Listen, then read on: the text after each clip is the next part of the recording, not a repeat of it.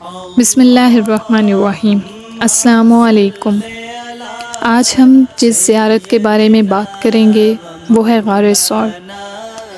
غار ثور کے بارے میں بات کرنے سے پہلے میں آپ کو بتا دوں کہ میری اس ویڈیو کو اینڈ تک دیکھیے گا۔ میں اس کی تھوڑی سی ہسٹری بھی آپ کو بتاؤں گی کہ ادھر اس پہاڑ پہ حضور پاک صلی اللہ علیہ وسلم کے قیام کے پیچھے کیا ریزن تھی اور انہوں نے اس غار میں کیوں قیام فرمایا تھا۔ یہ پہاڑ کے اوپر والے حصے میں ہے۔ یہاں تک چڑھنا غار حرا سے بھی مشکل ہے اور اس پر جانے میں تقریباً 4 گھنٹے لگتے ہیں۔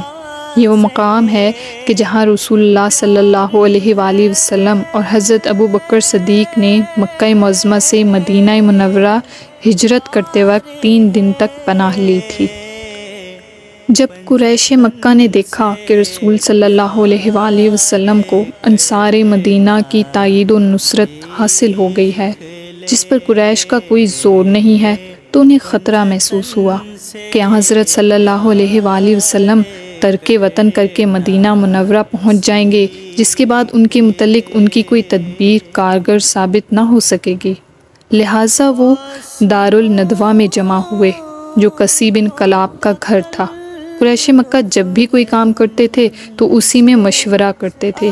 اسی جگہ وہ رسول اللہ صلی اللہ علیہ وآلہ وسلم کے خلاف تدبیر اور مشورہ کرنے کے لیے جمع ہوتے تھے۔ اس موقع پر بھی قریش مکہ مشورے کے لیے جمع ہو گئے۔ سب سے آخر میں انہوں نے جس تدبیر پر اتفاق کیا وہ یہ تھی کہ ہر قبیلے سے ایک نوجوان کا انتخاب کیا جائے جو زور و قوت والا اور اونچے خاندان والا ہو۔ یہ سب لوگ مل کر رسول اللہ صلی اللہ علیہ وآلہ وسلم پر نعوذ باللہ حملہ کریں گے اور اس میں آپ کو نعوذ باللہ قتل کر دیں گے، جس کی بنا پر آپ کے قتل کا ذمہ دار بہت سے قبیلوں پر ہوگا اور عبد مناف والے اتنے قبیلوں میں سے ہر ایک کے ساتھ جنگ نہ کر سکیں گے۔ اس مشورے کے بعد مجلس کو برخاست کر دیا گیا۔ اللہ تعالیٰ نے رسول اللہ صلی اللہ علیہ وآلہ وسلم کو اس مشورے سے آگاہ کر دیا۔ رسول اللہ صلی اللہ علیہ وآلہ وسلم حضرت ابو بکر صدیق کے پاس آئے اور ان سے آ کر کہا کہ اللہ تعالیٰ نے مجھے ہجرت کی اجازت دے دی ہے۔ انہوں نے عرض کیا کہ یا رسول اللہ، کیا مجھے بھی رفاقت کا شرف حاصل ہوگا؟ حضور پاک نے فرمایا ہاں۔ اس موقع پر حضرت ابو بکر رضی اللہ تعالیٰ عنہ خوشی سے رو پڑے۔ حضرت ابو بکر نے آپ کی خدمت میں 2 اونٹنیاں پیش کیں جو انہوں نے اس سفر کے لیے بہت عرصے سے تیار کی ہوئی تھیں اور اجازت کا انتظار تھا۔ انہوں نے حضرت عبداللہ بن اریقت کو راستہ بتانے کے لیے اجرت پر حاصل کر لیا۔ آپ صلی اللہ علیہ وآلہ وسلم حضرت علی کو یہ حکم دے چکے تھے کہ وہ مکہ مکرمہ میں آپ کی نیابت کریں اور وہ تمام امانتیں جو آپ کے پاس لوگوں کی جمع تھیں وہ ان کے حوالے کر دیں، اس لیے کہ مکہ میں کوئی ایسا گھر نہ تھا جس کی رسول اللہ صلی اللہ علیہ وآلہ وسلم کے پاس آپ کی امانت داری اور راست گوئی کی بنا پر کوئی امانت جمع نہ ہو۔ رسول اللہ صلی اللہ علیہ وآلہ وسلم اور حضرت ابو بکر صدیق مکہ سے خفیہ طریقے سے نکلے۔ حضرت ابو بکر نے اپنے بیٹے عبداللہ بن ابی بکر کو حکم دیا کہ وہ ان کے پاس آ کر ان کے بارے میں قریش مکہ جو مشورہ کریں انہیں بتا دیں، اور اپنے غلام عامر بن فہیرہ کو حکم دیا کہ وہ دن کے وقت بکریاں چرائیں اور رات کے وقت پہاڑ کے قریب لے آئیں۔ حضرت اسماء بنت ابی بکر آپ دونوں کا کھانا لے کر آتی تھیں۔ آپ دونوں نے گھر سے نکل کر غار ثور کا ارادہ کیا۔ جب غار کے قریب پہنچے تو حضرت ابو بکر صدیق رضی اللہ تعالیٰ عنہ نے میں حضور پاک صلی اللہ علیہ وآلہ وسلم سے پہلے قدم رکھا۔ انہوں نے اس خیال سے کہ مبادا اس میں کوئی موذی شے نہ ہو، جو اس لیے اندر جا کے اچھی طرح دیکھ لیا۔ بادشاہ آپ صلی اللہ علیہ وآلہ وسلم کو اندر بلا لیا۔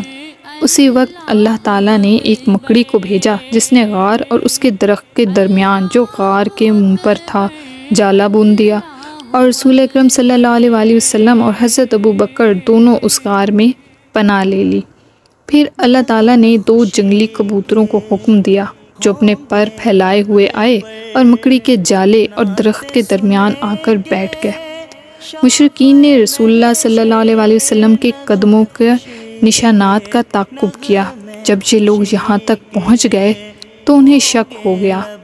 یہ لوگ اندازے سے پہاڑ پر چڑھے اور غار کے قریب سے گزرے۔ انہوں نے اس کے دروازے پر مکڑی کا جالا دیکھا تو کہا اگر اس غار میں کوئی شخص اندر گیا ہوتا تو اس کے دروازے پہ مکڑی کا جالا نہ ہوتا۔ جب آپ دونوں غار میں تھے اور حضرت ابو بکر رضی اللہ تعالیٰ عنہ نے مشرکین کا خطرہ محسوس کیا تو انہوں نے فرمایا یا رسول اللہ، اگر ان میں سے کسی نے اپنے پاؤں کی طرف دیکھا تو ہم نظر آ جائیں گے۔ تو آپ صلی اللہ علیہ وآلہ وسلم نے فرمایا تیرا ان دو کے متعلق کیا خیال ہے جن کے ساتھ تیسرا اللہ ہو؟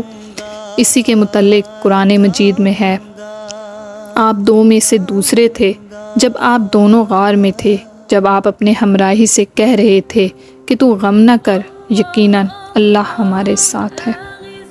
جب قریش مکہ نے آپ کو نہ پایا تو انہوں نے آپ کو تلاش کرنے والے کے لیے 100 اونٹ انعام مقرر کر دیا۔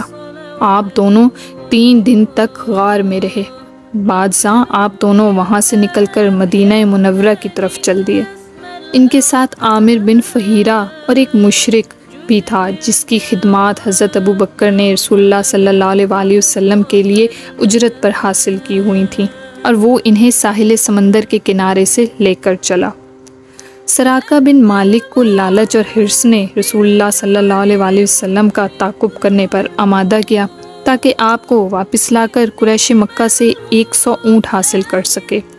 اس نے رسول اللہ صلی اللہ علیہ وآلہ وسلم کے تعاقب میں گھوڑا ڈال دیا۔ سراقہ قافلوں سے پوچھتا ہوا اور رستوں کی پہچان کرتا ہوا آپ صلی اللہ علیہ وآلہ وسلم کے قریب پہنچ گیا۔ جب اس نے حملہ کرنا چاہا تو گھوڑے نے ٹھوکر کھائی اور وہ نیچے گر پڑا۔ اس نے دوبارہ اٹھ کر آپ کا تعاقب شروع کر دیا۔ دوسری مرتبہ پھر گھوڑے نے ٹھوکر کھائی اور وہ اس سے نیچے گر گیا، لیکن اس نے ہمت نہ ہاری اور پھر گھوڑے پر سوار ہو کر تعاقب شروع کر دیا۔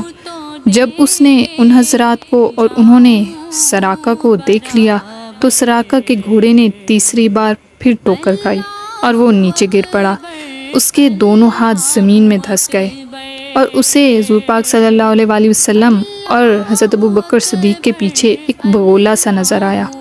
سراقہ نے جب یہ ساری باتیں دیکھیں تو اسے یقین ہو گیا کہ آپ واقعی اللہ کے رسول ہیں، اور یہ کہ آپ اللہ تعالیٰ کی حمایت میں ہیں، اور یہ بات روز روشن کی طرح واضح ہے۔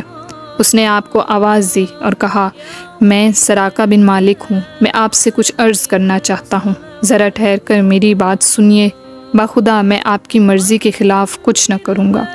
اس پر رسول اکرم صلی اللہ علیہ وآلہ وسلم نے حضرت ابو بکر رضی اللہ تعالیٰ عنہ سے کہا اس سے پوچھیں یہ ہم سے کیا چاہتا ہے؟ سراقہ نے کہا یہ کہ آپ میرے لیے ایک ایسی تحریر لکھ دیں جو میرے اور آپ کے درمیان ایک نشان ہو۔ اس پر آپ صلی اللہ علیہ وآلہ وسلم کے حکم پر عامر بن فہیرہ نے ایک ہڈی یا چمڑے پر اس کے لیے ایک تحریر لکھ دی، اور اس طرح آپ صلی اللہ علیہ وآلہ وسلم مدینہ کی طرف بخیر و عافیت ہجرت کر گئے۔ اگر آپ کو میری یہ ویڈیو پسند آئی ہو تو پلیز میرے چینل کو سبسکرائب، لائک اور شیئر ضرور کیجیے گا۔ اللہ پاک آپ سب کو اپنے در پر حاضری کا شرف بار بار بخشیں۔ مجھے اور میرے ماں باپ کو اپنی دعاؤں میں یاد رکھیے گا۔ جزاک اللہ۔